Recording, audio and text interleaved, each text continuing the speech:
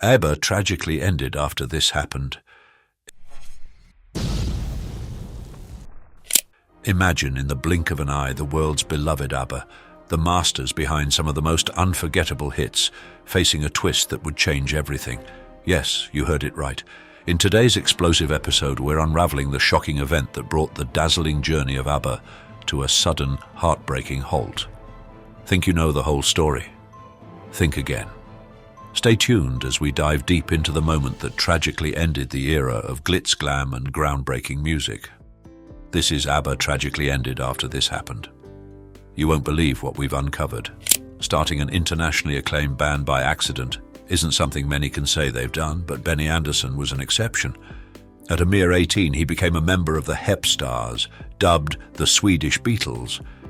Björn Ulvaeus, on the other hand, was part of the Hootenanny Singers. Their paths crossed, and a friendship formed, leading them to collaborate on an album. Their journey took a turn when they vacationed in Cyprus with their girlfriends, Annie Fridlingstad and Agnetha Faltskog. The trip was light-hearted, with both women joining in to provide backup vocals. The real magic happened during a live performance for United Nations soldiers stationed on the island. It was there, in Cyprus, that they discovered the quartet's unique chemistry. Their debut single, titled Hey Old Man, was inspired by a Salvation Army soldier they encountered on the island. As the newly formed ensemble contemplated a suitable moniker, they initially adopted Festfolk, translating to party people in Swedish. However, the quest for a permanent name led them to involve the public through a contest advertised in a local newspaper. Among the suggestions were names like Alibaba, Fab, and Baba. Ultimately, the group took inspiration from these ideas and settled on ABBA, an acronym formed from the initial letters of each member's first name: Agnetha, Björn, Benny, and Annifrid. Choosing this name, however, required overcoming some legal hurdles. Interestingly, a Swedish seafood company named ABBA Seafood Company, not stylized in all capitals, that had been established in the 1800s, already carried a similar name. The band had to engage in negotiations to secure the rights to use the name. On another note, while flashy attire might be synonymous with American fashion in the 1970s and 1980s, ABBA was already making waves with their distinctive wardrobe choices, proving their flair for the dramatic and eye-catching. Their iconic status was significantly bolstered by O. Sandström, who juggled roles between being a zoology teacher during the day and a costume designer by night. Sandström's entree to the group came through Frida, whom he encountered in a theatre company they were both a part of. Soon after, they enlisted him to craft their stage costumes. He drew inspiration from a plethora of sources, ranging from the mesmerizing aurora borealis to the dynamic flair of flamenco dancers. Intriguingly, the choice of bold colors, extravagant patterns, glitter, and layered outfits served a pragmatic purpose beyond aesthetics. Due to a Swedish tax regulation, clothes that were deemed too eccentric for daily wear and designated solely for performance purposes qualified as tax-deductible. This legal loophole encouraged the band and Sandström to continue producing these spectacular ensembles. And produce they did, creating around 500 of these dazzling outfits. There's always a first for everything. Ever since its inception in 1956, Europeans have turned up their speakers for Eurovision, a song contest designed to unify the continent following the devastations of war. The competition saw its share of habitual victors and unexpected triumphs, but Sweden had yet to seize the spotlight. That all changed with the arrival of ABBA, clad in dazzling attire, at the 1974 contest, where they performed their smash hit, Waterloo. This track wasn't just any song, it was the leading single from their second album and the very first song they released after adopting the name ABBA. Winning Eurovision catapulted them to global fame. Moreover, they set a precedent by being the first group from a non-English-speaking nation to consistently hit #1 in Anglophone countries with their English-language songs. The allure of ABBA took a bit longer to ignite in America, but their momentum started building with their inaugural American television appearance on The Mike Douglas Show. A year on, the soon-to-be superstars graced the stage of the then burgeoning comedy series Saturday Night Live, and so the showbiz excitement kicked off. This exceptional vocal ensemble from Sweden eventually climbed to the top spot, breaking through a market that, save for acts from the British invasion, seemed impenetrable for international bands. ABBA, despite their global fame, initially struggled to dominate the American charts, peaking only at number 14. Their breakthrough moment in the United States came much later, in 2008, reaching the number 1 position, largely thanks to the release of the Mamma Mia film starring Meryl Streep. ABBA's appeal knows no borders, transcending geographical and cultural constraints. While Dancing Queen might as well be considered a universal anthem, it's money, money, money that becomes ironic given their situation. Fans spanned the globe, including in the Soviet Union, where ABBA's music was immensely popular. However, due to embargoes that restricted financial transactions with certain currencies, the band faced a unique challenge. They couldn't be paid in rubles, or what's colloquially referred to as Russian dollars. Their innovative solution? They agreed to receive compensation through royalty payments derived from the Soviet Union's oil commodities. It's a scenario so intriguing, it might just pique the interest of Blake Carrington himself, because YouTube will prioritize interactive videos. Please comment OK if you find this video interesting, thank you. Anni-Frid, known for her role in ABBA and as a vocal advocate for the environment, carries a past deeply marked by conflict. She was born amidst the turmoil of World War II, a time when Nazi Germany had occupied Norway. During this period, relationships between German officers and Norwegian women were not uncommon, sometimes even encouraged by the German government in pursuit of creating more idealized offspring. Anni-Frid, born in 1945, was the result of one such union, her father being a German sergeant. Children born from these unions were derogatorily called Tyskabarnes, or German children. For Frida and her mother, the post-war period brought no respite, as the newly liberated Norwegian government took measures against them. They faced not just societal exclusion, but also threats of being placed in internment camps. Consequently, Frida and her family were compelled to leave Norway due to the unwelcoming and dangerous environment. In search of safety, Frida and her family sought refuge in Sweden, away from the ongoing persecution faced by those who remained. Tragically, both Frida's mother and grandmother passed away without witnessing her rise to stardom. For years, Frida believed her father, whom she had never known, was dead. However, upon discovering he was alive, Benny Andersson was instrumental in arranging a meeting between the two, a reunion filled with overwhelming emotions. The encounter proved challenging for Frida. The years had built a barrier that prevented her from offering the unconditional love of a daughter to her father, plunging her into a profound depression. Nevertheless, this period of turmoil also stirred in her a determination to champion the cause of Norwegian war children, aiding them in overcoming the stigma attached to their birth. The love story of ABBA's members is a classic tale of romance intertwined with music. Initially, their collaboration sprouted from their personal relationships, with Benny Andersson pairing up with Anni-Frid Lyngstad, and Bjorn Ulvaeus exchanging vows with Agnetha Fältskog.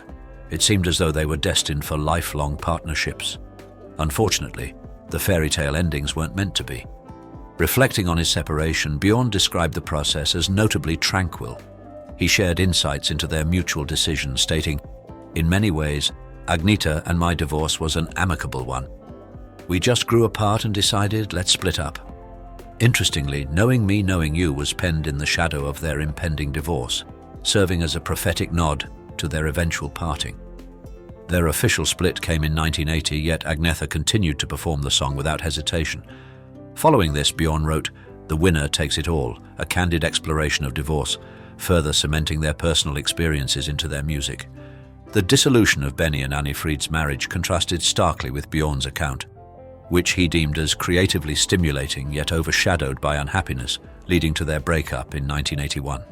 Despite the romantic relationships within the band dissolving, the members of ABBA attempted to maintain the integrity of the group.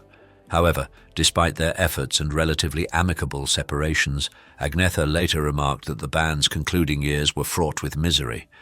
This discomfort and unhappiness led to ABBA's ultimate disbandment in 1982. In the years that followed, the allure of ABBA continued to captivate fans worldwide, sparking endless speculation about a potential reunion. Nevertheless, these rumors were often quickly dispelled, primarily due to Agnetha's perceived reluctance. Known for her reclusive tendencies, Agnetha's aversion to crowds, loud noises, airplanes and vast open spaces was frequently cited as a significant barrier to any form of reunion. Moreover, she enjoyed considerable success as a solo artist, further cementing her status as a fan favorite and raising questions about her interest in reuniting the band. The premiere of Mamma Mia in 2008 didn't exactly see Agnetha jumping to re-engage with the celebratory gatherings. Though all members were present at the event, they appeared separately, maintaining their distances, especially when photographers sought to capture them together on a balcony, with Agnetha notably keeping to herself. She has expressed her disliking for the Greta Garbo 2 inches moniker, emphasizing her desire for a serene and undisturbed existence because YouTube will prioritize interactive videos. Please comment OK if you find this video interesting, thank you. However, in a turn that delighted fans, 2016 became the year Frida and Agnetha performed The Way Old Friends Do, with Benny and Bjorn joining them towards the end. This reunion reignited sparks and led the group back into the studio to work on new music, along with preparing for a digital tour featuring avatars of the band members, a move hailed as brilliant. Originally, the announcement promised 2 new songs by 2020, but unexpected delays pushed the release to 2021, with an exciting update that fans could anticipate not just 2, but 5 new tracks. The much-anticipated hologram concert has been officially termed The Voyage, and to accompany the release of the band's 5 new tracks, a documentary is set to serve as an adjunct to the performance. Today, all members of the quartet are in their 70s, and among the highlights of Voyage are 2 releases: a touching ballad named I Still Have Faith in You, and an energetic Don't Shut Me Down. Both songs are currently available for listening, so make sure to give them a play. For those eager to experience Voyage, mark your calendars for London in 2022. Let's raise our glasses and celebrate the enduring allure of this Swedish marvel. Not just a musical phenomenon, ABBA's influence extended into fashion, pop culture, and even politics. Their unique blend of pop hooks, harmonies, and flashy stage outfits not only defined a decade, but also left a lasting impact on the music industry and popular culture worldwide. Their songs have been covered by numerous artists featured in various films, musicals, most notably Mamma Mia, and even political campaigns illustrating their timeless appeal and widespread influence. This cultural legacy underscores their role as one of the most enduring symbols of the 1970s and beyond, with their music continuing to inspire new generations. ABBA was among the first groups to understand and exploit the potential of the music video in promoting their songs, predating MTV by several years. Their innovative use of visuals to accompany their music played a crucial role in their success, particularly in markets where they couldn't perform live due to logistical reasons. This foresight can be seen as a precursor to modern digital marketing strategies in the music industry, making ABBA pioneers in more ways than just musically. Their early adoption of music videos significantly contributed to their international acclaim and helped solidify their status as pop icons. Opened in May 2013, ABBA the Museum in Stockholm is not just a tribute to the group's legacy, but also an interactive experience that immerses visitors in the world of ABBA. Featuring a vast array of memorabilia, including costumes, instruments, gold records, and original items from the group's history, the museum provides insight into ABBA's journey and achievements. It stands as a testament to their lasting influence and a pilgrimage site for fans worldwide, showcasing the enduring love and fascination with ABBA's music and persona. This museum solidifies the group's place not only in the history of music, but also as a cultural phenomenon that continues to captivate the hearts of many across the globe. While not overtly political, ABBA's portrayal of strong, independent women, both in their music and personal lives, resonated with feminist themes of the 1970s. Songs like Dancing Queen celebrated freedom and joy, becoming anthems for women's liberation movements. Furthermore, the prominence of Agnetha and Frida, not just as vocalists but as integral parts of the group's image and success, challenged traditional gender roles in the music industry. Their success and agency have been revisited in recent years as examples of early feminist icons in pop music. Exploring the rich and captivating history of ABBA, it's clear that the synergy between its members, Benny Andersson, Björn Ulvaeus, Agnetha Fältskog, and Anni-Frid Lyngstad, was the cornerstone of their unprecedented success. Each member brought their own distinct flair and talent, creating a blend that was both magical and revolutionary in the music scene. Benny Andersson, with his exceptional skills as a composer and keyboardist, laid the musical foundation. Björn Ulvaeus's talent as a songwriter and guitarist alongside his dynamic partnership with Benny was crucial in crafting the stories that resonated in their songs. Agnetha Fältskog, known for her emotive voice and striking presence, added depth and allure to their performances, while Anni-Frid Lyngstad's versatile singing and charismatic stage presence completed the quartet's unparalleled sound. Together, they not only dominated the charts worldwide, but also left an indelible mark on pop culture. Their journey from individual musicians to global icons was marked by groundbreaking hits, memorable performances, and a legacy that continues to inspire. The magic of ABBA lay not just in their music, but in the unique blend of personalities and talents of its members, making their story one of enduring fascination. As we voyage through their journey, it's undeniable that their music holds a special place in the hearts of many. Now we turn the spotlight to you, our viewers. Are you enchanted by the timeless tunes of ABBA? Let's get the conversation started. Drop an A in the comments if you hold a torch for this iconic ensemble. And if you've enjoyed diving deep into the rich tapestry of ABBA's legacy, don't forget to hit like and subscribe to Iconic-Inside. Let's keep the music playing and the stories alive. Mind Your Language, 1977, cast then and now 2024. All the cast members died tragically. Brace yourselves as we dive into the astounding world of Mind Your Language, a beloved classic that took the world by storm in 1977. But behind the laughter and the unforgettable characters lies a shocking truth that will leave you speechless: the tragic demise of the entire cast. Stay tuned as we reveal their stories, uncovering secrets that were buried with time. Barry Evans played the character Jeremy Brown in Mind Your Language, embodying the role of the English teacher who is central to most of the show's plotlines. Jeremy is portrayed as a generous and honest single man in his 30s living a quiet life. The series was celebrated for its comedic take on cultural stereotypes, and Evans's role as the good-natured yet often unfortunate teacher won the hearts of viewers. Following his success on Mind Your Language, Evans continued his acting career in television and theatre, with appearances in TV shows such as The Whackers and Doctor in Charge, along with roles in theatrical productions. Despite his achievements, he found it challenging to escape the long shadow cast by his memorable portrayal of Jeremy Brown. Sadly, Barry Evans' life came to a premature end on February 9th, 1997, when he passed away at 53 years old due to a heart attack. His untimely death brought a close to a career that had a profound influence on British television comedy. Barry Evans remains cherished by Mind Your Language enthusiasts and is forever celebrated as a significant figure in British TV history. George Camilla took on the role of Giovanni Capello in the beloved British comedy series Mind Your Language. Giovanni represented the classic image of an Italian Catholic chef, bringing a rich variety of humour to the series. Set in the late 1970s to early 1980s, the show depicted the amusing dynamics among a group of students from different backgrounds learning English as a foreign language. Giovanni's character contributed humorously to the show with his vibrant and spirited nature.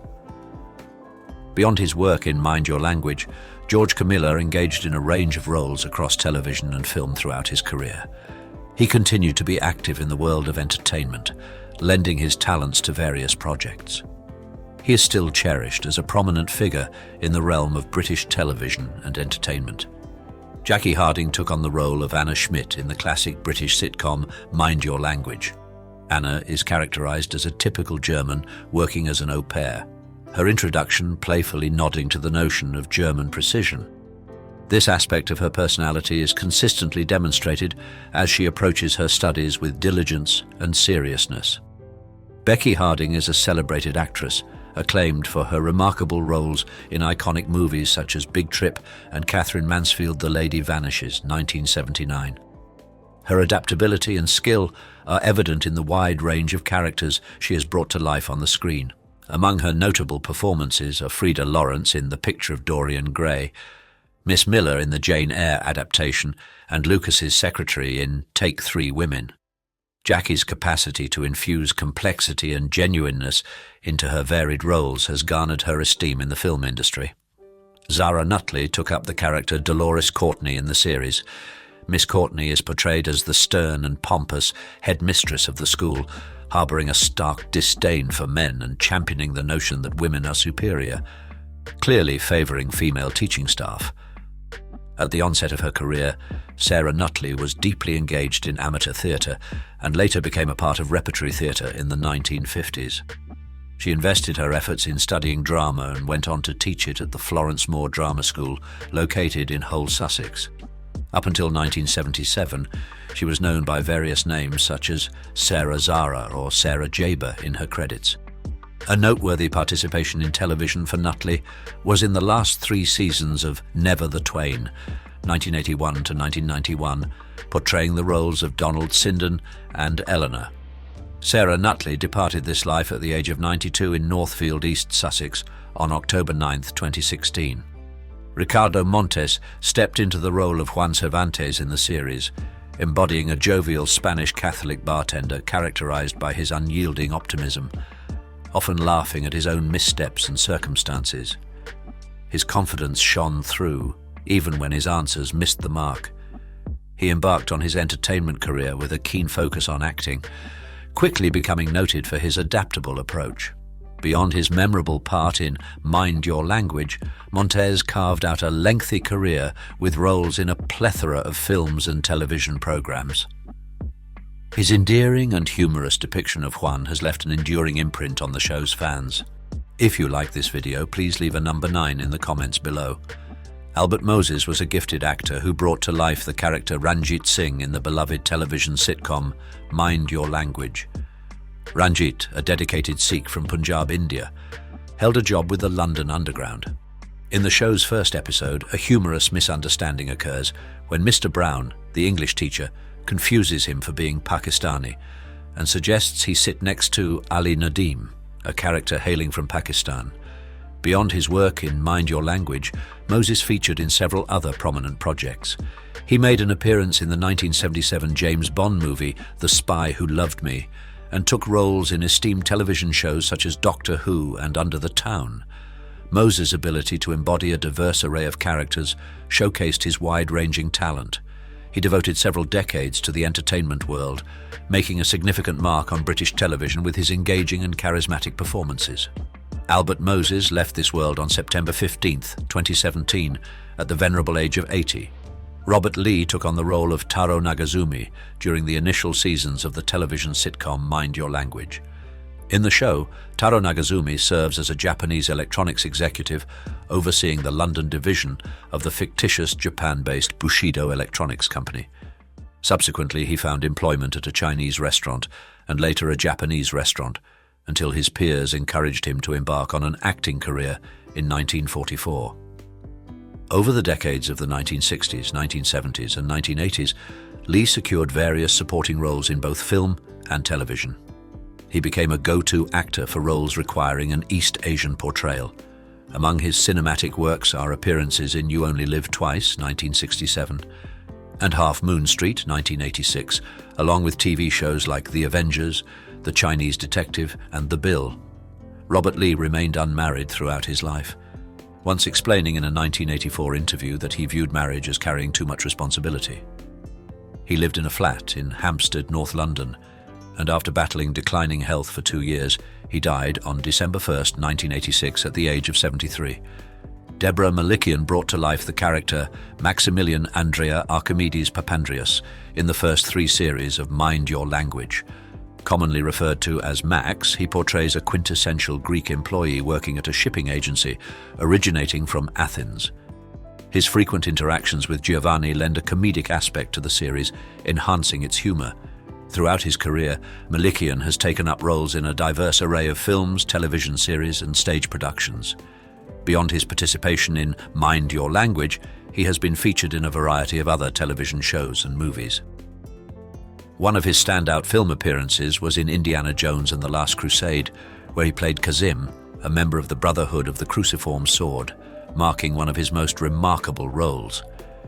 2 years subsequent, he appeared in Exodus, Gods and Kings, an epic film directed by Ridley Scott, based on the Book of Exodus, portraying the character Jethro. In the same time frame, he was cast in the internationally co-produced drama The Cut, acting alongside notable performers such as Tahar Rahim and Simon Abkarian. In 2016, Malikian featured in the historical drama The Promise, set during the twilight years of the Ottoman Empire, touching on a critical historical moment. Throughout these roles, Malikian consistently demonstrated his broad acting skills, contributing to an array of engaging and dramatic storylines. Jamila Massey took on the role of Jamila Rancho in the sitcom. In the show's initial series, she depicted a traditional Indian housewife from Shimla. Her mastery of English was significantly limited at the start of the series. In the mid-1990s, Jamila Massey achieved one of her career goals by landing a regular role as Usha in The Archers, a long-standing radio drama that focuses on the day-to-day happenings in a rural community. Interestingly, she was the second actress to play this part. Despite initially being approached for the role, she had to pass up the audition because of other commitments at the time. Fortunately, the opportunity presented itself again a year later, when the character needed to be recast and she was selected to take on the character. In 1997, Massey made her mark on the popular BBC soap opera EastEnders as Neelam Kapoor, the authoritative mother of market trader Sanjay, portrayed by Deepak Varma. Her contribution brought complexity to the Kapoor family saga in the storyline, where she continued to appear until 1998. Jamila Massey's artistic journey spanned more than just television. She lent her skills to a multitude of projects such as Arabian Nights, 2000, Adrian Mole, The Cappuccino Years, 2001, Perfect World, 2001, and Chicken Tikka Masala, 2005. Beyond her professional ventures in acting, Jamila Massey and her spouse, the esteemed writer and poet Reginald Massey, resided in Llanmilos, Wales. Here they embraced a lifestyle filled with creative pursuits and played a significant role in enhancing the cultural fabric of their community. François Pascal took on the role of Danielle Duval in the first 3 series of the show. Danielle was portrayed as a charming young French Catholic. O'Hare's stunning beauty caught the eye of nearly every male character in the show, Mr. Brown included. In 2015, François Pascal joined the cast of a new comedy titled Or the Love of Ella. The series boasted a cast of skilled actors like Ewan McIntosh, Bobby Ball, Alex Reed, NLP, and Billy Pearce, offering viewers a unique comedic delight. Notably, Transformers Pascal is venturing into the roles of both actress and producer for her new film Sun, directed by Jason Figgis. The movie features a lineup of talented actors including Tara Reid, Patrick Bergen, and Ian Hugaby. The film is being produced through her companies, MFC Productions Limited and Pascal Productions Limited, representing an exciting development in her professional journey. Françoise Pascal's life off-screen encompasses her role as a parent. She is the mother to Nicholas Johnson, with their family narrative intertwining with that of actor Richard Keith Johnson.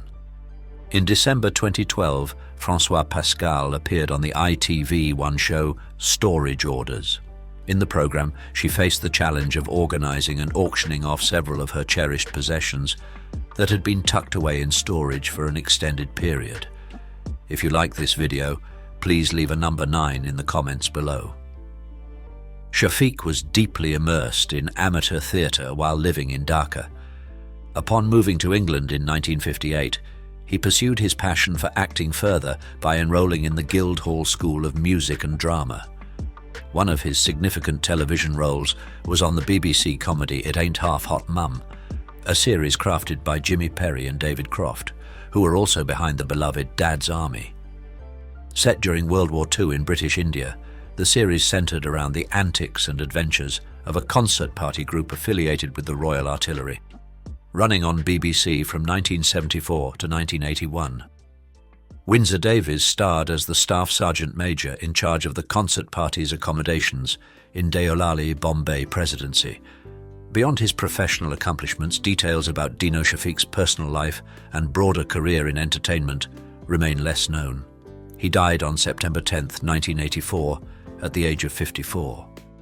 Pick Lim took on the character of Chung Soo Lee in the series, embodying a character steeped in stereotypes as a Chinese communist woman. Within the storyline, she served as a secretary at the Chinese embassy. The hallmark of Chung Soo's character was her staunch adherence to Mao Zedong's teachings, prominently symbolized by her constant companion, the Little Red Book of Mao, from which she often recited. In 1964, Pick Lim graced the hospital drama Emergency Ward 10 Inches as a Nurse. During her tenure on the series, she met scriptwriter Dawn, leading to their marriage in 1968. This partnership blessed them with a daughter, Sarah Putin, who also pursued acting, continuing the family's artistic legacy. Intriguingly, both Pick Lim and her daughter Sarah had the chance to play roles that mirrored their real-life relationship in the production of 3,000 Triple Threats. Aside from this, Zira, another family member, ventured into acting, making an appearance in the Doctor Who spin-off The Sarah Jane Adventures within the episode The Curse of Clyde Langer. Pick Lim's acting repertoire included roles that demanded she adopt an exaggerated, stereotypical Chinese accent, showcasing her adaptability as an actress. Outside her television roles, Pick Lim also made her mark in the gaming industry, with her distinctive voice serving as the narrator for the Dark Souls series, thereby expanding the scope of her career into the realm of video games. Anna Bergman portrayed the character of Ingrid Svensson in the second and fourth series of the show. Ingrid, portrayed as a Swedish au pair, made her series debut at the commencement of the second season. Her notable beauty was complemented by her candid nature, especially in expressing her romantic feelings towards Mr. Brown. During the late 1970s, Bergman's acting endeavours mainly encompassed her participation in numerous British sex comedies. She was cast as the lead in Penelope Pulls It Off, 1975.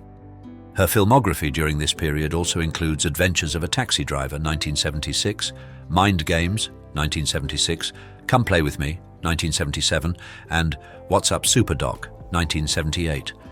A highlight of her career was her role as Penny in the 1977 sex comedy The Sign of Scorpio, known in Denmark as Emily or Emmanuel, and its sequel, Pigeon 69 Inches in The Sign of Sagittarius, alternatively titled Morganish Blue in 1978. Bergman's involvement in these films distinctly shaped her acting career. Tommy Godfrey brought to life the character of Sidney, who fulfilled the role of the school caretaker. Sidney, characterized by his tough Cockney demeanor, often incorporated rhyming slang into his conversations. Despite being in his 60s, he was commonly referred to as Sid, except by Miss Courtney, who opted for his full name. Godfrey embarked on his acting journey in the mid-20th century, making significant contributions with his versatile talents across his acting career. He demonstrated his acting skills through varied roles, earning recognition in the entertainment sector. His career covered a range of genres, from comedy and drama to others, showcasing his capacity to deliver depth and realism to the characters he portrayed. Highly respected by audiences and peers alike for his dedication and skill, Godfrey's roles across film and television captivated viewers, marking his enduring legacy in the entertainment industry. We've journeyed through the rich tapestry of Mind Your Language, exploring the lives and legacies of its beloved characters and the talented actors who brought them to life. From humorous misunderstandings to endearing moments, this series has carved a special place in our hearts. Now it's your turn to share. If this trip down memory lane has reignited your love for the show, drop a M in the comments to show your support. Don't forget to engage with us by liking and subscribing to iconicinside for more nostalgic dives into television history. Your interaction fuels our passion for uncovering and celebrating these cherished memories together.